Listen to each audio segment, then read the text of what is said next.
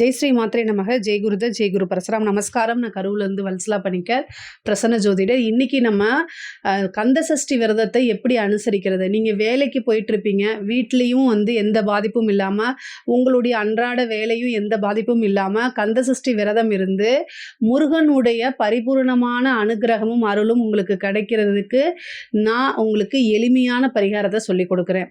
First இந்த கந்த சஷ்டி எப்போ வருது? அதாவது சூரசம்ஹாரம் சஷ்டி அப்படின்னு நம்ம சொல்லக்கூடியது 27/10/2025 திங்கட்கிழமை வருது. ஆனால் நம்ம விரதத்தை 6 நாளுக்கு முன்னாடியே ஸ்டார்ட் பண்ணிடணும். இந்த 6 நாட்கள் நீங்கள் எப்படி விரதம் அனுசரிக்கிறது? நீங்கள் வேலைக்கு போயிட்டுருப்பீங்க. இந்த காலகட்டங்களில் பார்த்தீங்கன்னா ஒவ்வொருத்தருக்கும் ஜீவனம் அப்படிங்கிறது ரொம்ப ரொம்ப முக்கியம். அதாவது வாழ்வாதாரத்துக்கு நம்ம என்ன செய்யணும் அப்படின்னா வேலைக்கு போய் தான் ஆகணும். அதனால கட்டாயம் உங்கள் வேலைக்கும் நீங்கள் லீவு இல்லாமல் ஆனால் முருகனுக்காக விரதமும் இருந்து அதை எப்படி நீங்கள் சிம்பிளான சில விஷயங்களை நான் சொல்கிறேன், அதை ஃபாலோ பண்ணிக்கோங்க. நிறைய பேர் என்னென்னா விரதம் இருப்பாங்க. பொதுவாகவே பார்த்திங்கன்னா முருகனுக்கு விரதம் இருக்கிறது வார விரதம் அப்படின்னு ஒரு விஷயம் இருக்குது. வார விரதம், நட்சத்திர விரதம், திதி விரதம் அப்படின்னு இருக்குது. இந்த விரதங்கள்லாம் ரொம்ப ரொம்ப பிரசித்தியானது. வார விரதம்னா என்னென்னா ஒவ்வொரு வாரத்துலேயும் செவ்வாய்க்கிழமை வருது இல்லை, செவ்வாய்க்கிழமை முருகனுக்கு உகந்த நாள். அதனால் செவ்வாய்க்கிழமை முருகனுக்கு விரதம் இருக்கிறது. அதே மாதிரி நட்சத்திர விரதம்னா இந்த முருகனை யார் வளர்த்தாங்க? கார்த்திகை பெண்கள் வளர்த்தாங்க. அதனால் பார்த்திங்கன்னா இந்த கிருத்திகை விரதம் அப்படின்னு நட்சத்திரத்தில் பார்த்தீங்கன்னா கார்த்திகை நட்சத்திரம் வருது இல்லைங்களா, கிருத்திகை விரதம் அப்படின்னு இருப்பாங்க. அதே மாதிரி திதி விரதம் அப்படின்னா ஒவ்வொரு மாதமும் பார்த்திங்கன்னா சஷ்டி திதி வரும். அதாவது 2 சஷ்டி திதி வரும். வளர்பிறையில் ஒரு சஷ்டியும் தேய்பிறையில் ஒரு சஷ்டியும் வரும். அது திதி விரதம். சஷ்டி திதியில் இருக்கக்கூடிய விரதம் திதி விரதம் அப்படின்னு சொல்கிறது. முருகனுக்கு விசேஷமான விரதங்கள்லாம் இப்போ நான் சொன்னது. இதில் உங்களால் என்ன அனுசரிக்க முடியுமோ அதை அனுசரிங்க. ஆனால் ஒவ்வொரு வருடமும் ஐப்பசி மாதம் வருது இல்லைங்களா, அதில் அமாவாசையிலேருந்து, அதாவது அமாவாசைக்கு அடுத்த நாள்லேருந்து முதல் 6 நாட்கள், ஐப்பசி அமாவாசையிலேருந்து முதல் 6 நாட்கள் முருகனுக்கு உகந்தது. அதாவது கந்த சஷ்டின்னு சொல்லக்கூடிய அந்த விரதத்தை யார் ஒருவர் அனுசரித்து முருகனை வழிபாடு பண்ணுறாங்களோ அவங்களுக்கு முருகனுடைய பரிபூரணமான அருளும் ஆசியும் கட்டாயம் கிடைக்கும். நீங்கள் இந்த 6 நாட்கள் நீங்கள் ரொம்ப கடுமையான விரதம் இருந்து முருகனை பிரார்த்திக்கும் போது உங்களுக்கு என்ன தேவையோ, என்ன விஷயங்கள் உங்களுக்கு கை கொடுணும்னு நினைக்கிறீங்களோ, பிரதானமான விஷயங்கள் நினைக்கிறீங்களோ அது கட்டாயம் நிறைவேறிடும். இப்போ ஒருத்தங்களுக்கு பார்த்திங்கன்னா ஒரு தொழில் ஆரம்பிக்கணும், தொழில் நஷ்டமாக போகுது, எனக்கு கொஞ்சம் காசு பணம் நான் தொழிலை டெவலப் ஆகணும் அப்படின்னா தொழிலுக்காக மட்டுமே விரதம் இருக்கலாமானா தாராளமாக இருக்கலாம். எனக்கு குழந்தை இல்லாமல் இருக்குது, தாராளமாக அதுக்கு புத்திர பாக்கியம் கொடுத்துருவார். சஷ்டி விரதமே என்னது, சட்டியில் இருந்தால் தான் ஆப்பையில் வருங்கிற மாதிரி சஷ்டி திதியில் விரதம் இருந்தால் கருப்பையில் அகப்பையில் கருவூரும் அப்படிங்கக்கூடிய ஒரு இது இருக்குது. அது அதாவது ரொம்ப பிரசித்தியானதே என்னென்னா சஷ்டி விரதம்ங்கிறதே பார்த்திங்கன்னா புத்திர பாக்கியத்துக்காகவும் சொல்லப்படுது. ஒரு சிலர் ஒரு கதை கூட நீங்கள் கேட்டிருப்பீங்க. ஜாதகப்படி முருக பக்தர் ஒருத்தர் இருக்கார். அவருக்கு பார்த்திங்கன்னா ஒரு ரிஷி சொல்லியிருக்காரு, இந்த மாதிரி உனக்கு ஜாதக அமைப்புப்படி ஆண் குழந்தை இல்லை பெண் குழந்தை தான் அப்படின்னு. அப்போ முருகனுக்கு அன்னைக்கு ஒரு 6 நாள் அவர் சாப்பிடாமல் இருந்திருக்காரு. ஐப்பசி மாதம் முதல் 6 நாட்கள் அவர் சாப்பிடாமல் இருந்து முருகான்னு வணங்கிட்டு இருந்திருக்காரு. அடுத்தது பார்த்திங்கன்னா அவங்க மனைவி கர்ப்பமாக இருந்திருக்காங்க.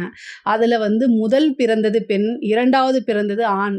அதாவது அந்த கருவிலே ரெட்டை குழந்தைங்க ஜாதக அமைப்புப்படியே பெண் குழந்தை, அந்த ரிஷியோடைய வாக்கும் பழிக்க வச்சுட்டாரு. அதே மாதிரி அடுத்தது இவருடைய விருப்பப்படி எனக்கு ஒரு ஆண் குழந்தை வேணும் முருகா அப்படின்னு கேட்டிருக்காரு. அதனால ஒரே பிரசவத்தில் ஒரு பெண் குழந்தை ஒன்று, ஒரு ஆண் குழந்தை ஒன்று பிறந்துருச்சு. இது எவ்வளோ அதிசயம்! இது பார்த்திங்கன்னா முருகன் என்ன ஒரு ஜாதகத்தை மீறி ஏன் முருகனை நம்ம வணங்குறோம் அப்படின்னா, சில விஷயங்கள் மற்ற தெய்வங்கள் எல்லாமே பார்த்திங்கன்னா கர்மாக்குட்பட்டு செயல்படும். ஆனால் முருகன் மட்டும் என்ன பண்ணுவார் அப்படின்னா, கர்மா இதுதானே, சரி அது ஆனால் நான் என்னால் என்ன முடியாத நான் உனக்கு செய்கிறேன் அப்படின்னு செஞ்சுருவார். ஏன்னா ஈஸியான கடவுள், ஃப்ரெண்ட்லியான கடவுள் அப்படின்னு பார்த்தீங்கன்னா முருகன் தான். பக்தர்களுக்கு கூப்பிட்டா முருகா அப்படின்னு கூப்பிட்டாலே அவர் என்ன செய்வார், ஓடோடி வந்துருவார். அந்த மாரி அமைப்பு தான் முருகனுக்கு.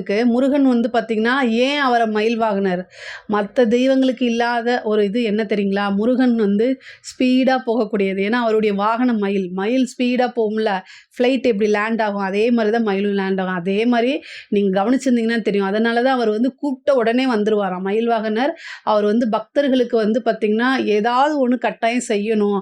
நமக்காக ஒரு விரதம் இருந்தா, நமக்காக இவ்வளோ தூரம் கஷ்டப்படுறாங்களே அப்படின்னு ஏதாவது ஒண்ணு செய்யணும்னு சொல்லி அவரு ரொம்ப விருப்பப்படுவாரு. 2வது வந்து பார்த்தீங்கன்னா, அவருடைய இடமே வந்து தமிழ்நாடு தான். அது வந்து பார்த்தீங்கன்னா, தமிழ்நாடும், கேரளாவும் முருகன வந்து அப்படி வந்து கொண்டாடுவாங்க. எங்களுடைய கம்யூனிட்டி, அதாவது எங்களுடைய இது கம்யூனிட்டிக்குன்னு இருக்கும் இல்லையா? அதில வந்து ஒவ்வொரு குலத்துக்கும் ஒரு கடவுள் இருப்பாங்க. இப்ப அது வந்து பார்த்தீங்கன்னா, பகவதி ஒருத்தவங்க இருக்காங்க.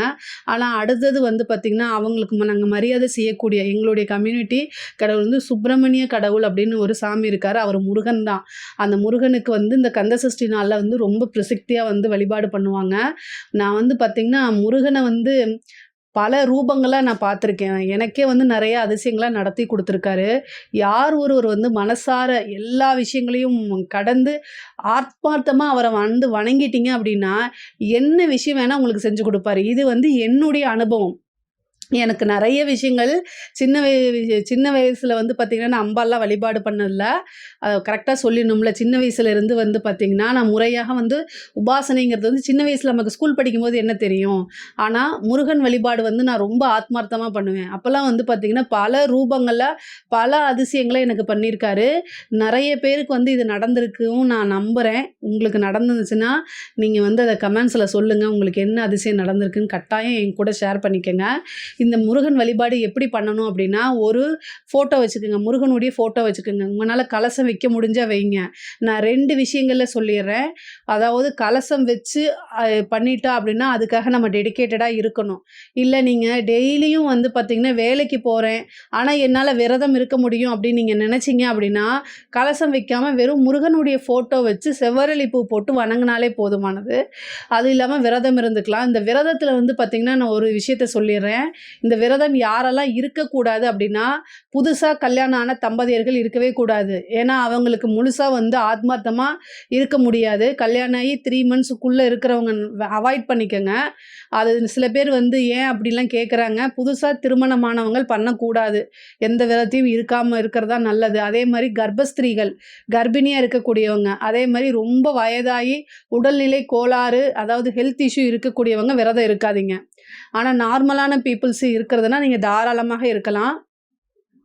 உங்கனால எந்த அளவுக்கு விரதம் இருக்க முடியுமோ, அதாவது வந்து பார்த்தீங்கன்னா, பாலும், பழமும் மட்டும் அதாவது காலையிலேருந்து எதுவுமே சாப்பிடாம 6 மணிக்கு மேல இந்த பூஜை முருகனுடைய பூஜையெல்லாம் முடிச்சுட்டு, வெறும் பாலும், பழமும் சாப்பிட்றவங்க மட்டும் இருக்கிறாங்க.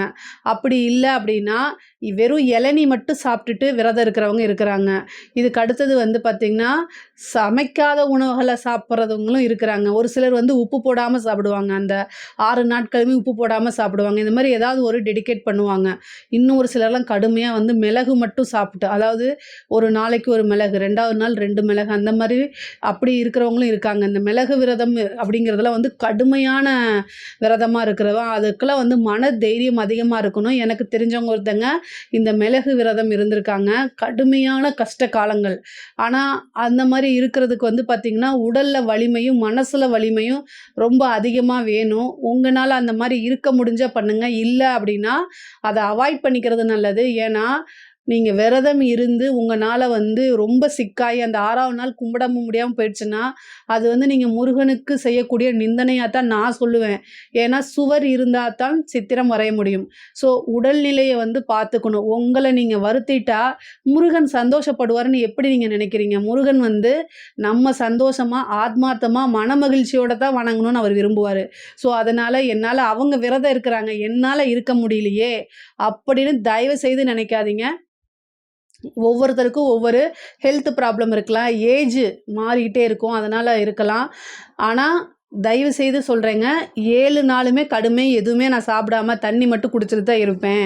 அப்போலாம் நீங்கள் நினைக்காதீங்க. தயவு செய்து உங்களால என்ன முடியுமோ அதை மட்டும் ஃபாலோ பண்ணுங்க. இல்லை நீங்கள் பகல் முழுவதுமே விரதம் இருந்து 6 மணிக்கு மேலே நீங்கள் சாப்பிட்றது வந்து சாப்பிட்டுக்கலாமா அப்படின்னா அதுவும் நீங்கள் உங்களுடைய விருப்பம் தான். ஆனால் முருகன் வந்து எனக்காக நீ பட்டினி கிடக்கணும்னு எப்போவுமே சொன்னது கிடையாது. சொல்லவும் மாட்டார். சொன்ன ஒரு முருகனே கிடையாது. அதனால் அந்த மாதிரி நீங்கள் நினைக்காதீங்க. மற்றவங்க இருக்கிறாங்க, என்னால் இருக்க முடியலைங்கிற கவலையை விட்டுருங்க. என்ன மாதிரி முருகனை கும்பிட்றதுக்கு, என்ன மாதிரி முருகன்கிட்ட அன்பு செலுத்துறதுக்கு யாருமே இல்லைன்னு நீங்கள் நினைங்க. அதுவே போதும். ஆத்மார்த்தமாக வேணும். உங்களுக்கும் முருகனுக்கும் இருக்கக்கூடிய ரிலேஷன்ஷிப் வந்து ரொம்ப அன்கண்டிஷனல் லவ்னு சொல்லுவாங்கள்ல, அந்த மாதிரி இருந்துட்டாலே போதுங்க. முருகா அப்படின்னு சொல்லி ஆத்மார்த்தமாக நீங்கள் நினச்சிட்டாலே போதும். வேறு எதுவுமே வேண்டாம் அவருக்கு. நீங்கள் வந்து ஒரு கலசம் வச்சு அதில் கலசம் வைக்கக்கூடிய முறைகள் நிறைய வீடியோவில் சொல்லியிருக்கேன். அதை பார்த்துக்குங்க. கலசம் வச்சு அதுக்கு பூ போட்டு முருகனை ஆவாகனம் பண்ணணும். முருகனுடைய முத்திரைகள் காமிச்சு முருகனுடைய ஸ்லோகத்தை சொல்லி முருகா முருகான்னு சொல்லி ஆவாகனம் பண்ணிவிட்டு அதுக்கு நீங்கள் பூ போட்டு அர்ச்சனை பண்ணுறது. நான் முருகனுடைய மந்திரத்தை கடைசியில் கொடுத்துட்றேன், வீடியோட எண்டில் கொடுத்துறேன். அதை சொல்லுங்கள். அதை இது பண்ணி நீங்கள் பூஜை பண்ணலாம். இல்லை அப்படின்னா எனக்கு நான் வேலை இருக்குது அதனால் கலசம்லாம் வச்சு வணங்க முடியாது அப்படின்னிங்கன்னா ஃபோட்டோ, முருகனுடைய ஃபோட்டோ எல்லா வீட்லேயும் கட்டாயம் இருக்கும். இல்லை சிலை இருக்கும். அதுக்கு வந்து நீங்கள் என்ன செய்யலாம், காலையில் எந்திரிச்சு பூ போட்டு அர்ச்சனை பண்ணிக்கலாம். அப்படி இல்லை அப்படின்னா சிலை இருந்துச்சுன்னா டெய்லி அபிஷேகம் பண்ணலாம். சின்ன சிலையாக இருந்தால் கூட அதுக்கு நீரோ அல்லது பாலோ ஊற்றி அதை தனி ஒரு இதில் பிடிச்சி வச்சுட்டு அதை நீங்கள் குடிச்சிக்கலாம். அதை வந்து என்னென்னா முருகனுடைய மந்திரத்தை சொல்லி பண்ணணும். டெய்லியுமே அவருக்கு பிடிச்ச விஷயம் என்ன தெரியுங்களா, தேனும் தினைமாவும். காலையில் நெய்வேத்தியம் படைக்கக்கூடாது. ஈவினிங் பூஜை பண்ணிட்டு தான் படைக்கணும். அவரே வந்து காலையில் எதுவும் சாப்பிட மாட்டார். இந்த 6 நாட்கள் வந்து ஈவினிங் 6 மணிக்கு மேலே சூரியன் அஸ்தமனம் ஆனதுக்கப்புறம் அவர் ஒவ்வொரு நாளும் போரில் வந்து ஜெயிக்கிறாரு. ஓகேங்களா. இந்த கந்தசஷ்டி விரதத்துடைய வரலாறு நிறைய பேத்துக்கு தெரியும். அதனால் அதை நான் சொல்லலை. ஆனால் பொதுவாக இந்த விஷயங்கள் வந்து ஃபாலோ பண்ணுங்கள். நான் சொல்லக்கூடிய விஷயங்களை ஃபாலோ பண்ணுங்கள். விரதம் உங்களால் எவ்வளவு பண்ண முடியுமோ அந்தளவுக்கு இருந்துருங்க. ஈவினிங் டைமில் வந்து வேலைக்கு போகிறவங்களா இருந்தால் ஈவினிங் டைமில் வந்து முருகனுடைய ஃபோட்டோவுக்கு பூமாலை செவ்வரளி பூ போட்டு அர்ச்சனை பண்ணிவிட்டு முருகனுடைய கந்தசஷ்டி கவசம் படிங்க, கந்தகுரு கவசம் படிங்க, முருகனுடைய அஷ்டோத்திரங்கள் சொல்லுங்கள், முருகனுடைய நாமாவளிகள் சொல்லி பண்ணுங்கள். உங்களுக்கு சொல்கிறதுக்கு எது எளிமையாக இருக்கோ அதை சொல்லுங்கள். சமஸ்கிருதத்துலேயும் மந்திரம் இருக்குது. ஓகேங்களா. தமிழ்லேயும் மந்திரம் இருக்குது. ஆனால் உங்களுக்கு எந்த மந்திரம் சொல்லும்போது அப்படியே லயத்து சொல்லுவீங்களோ, அதாவது ஆத்மார்த்தமாக சொல்லும்போதே உடல் சிலிர்க்கும் பார்த்தீங்களா, அந்த மாதிரி இருக்கக்கூடிய விஷயத்தை மட்டும் நீங்கள் சொன்னால் போதும். இல்லை எனக்கு நான் கந்தசஷ்டி படிப்பேன், அது மட்டும்தான் எனக்கு அப்படின்னா படிங்க. தாராளமாக படிக்கலாம். கந்தகுரு கவசம், கந்தசஷ்டி கவசம் இதெல்லாம் பண்ணுங்கள். இது ரொம்ப ரொம்ப ரொம்ப நல்லது. அதே மாதிரி வந்து வேல்மாறல் படிக்கலாமா அப்படின்னு கேட்குறீங்கன்னா படிக்கலாம். தவறே கிடையாது. உங்களுக்கு என்ன தோணுதோ அதை செய்யுங்க. அவருக்கு டெய்லியும் வந்து நெய்வேத்தியமாக தேனும் திணை வாங்கி வச்சுக்கோங்க. திணை தான் அவருக்கு ரொம்ப இஷ்டம். அதே மாதிரி தேன் ரொம்ப இஷ்டம். அதுக்கப்புறம் ஒவ்வொரு நாளும் உங்களுக்கு ஒவ்வொன்றும் படைக்கலாம். ஒரு சிலர் மரவள்ளி கிழங்கு இருக்குது பார்த்தீங்களா, அதை வேக வச்சு அவருக்கு படைக்கலாம். அதே மாதிரி வந்து தேனும் திணைமாவும் கலந்து படைக்கலாம். பாலில் தேன் போட்டு படைக்கலாம் அவருக்கு. அதே மாதிரி திணை மாவை வந்து இது பண்ணி மாவளக்காய் போடுங்க. அவருக்கு ரொம்ப விசேஷம். உங்களோட பிரார்த்தனை இது பண்ணணும் அப்படின்னா என்ன பண்ணணும், 6 தீபம் போடுங்க. முருகனுக்கு 6 தீபம் போடுங்க. சடாக்ஷர எந்திரம் இருந்துச்சுன்னா அந்த சடாக்ஷரத்தை இது பண்ணி 6 தீபம் போடுங்க.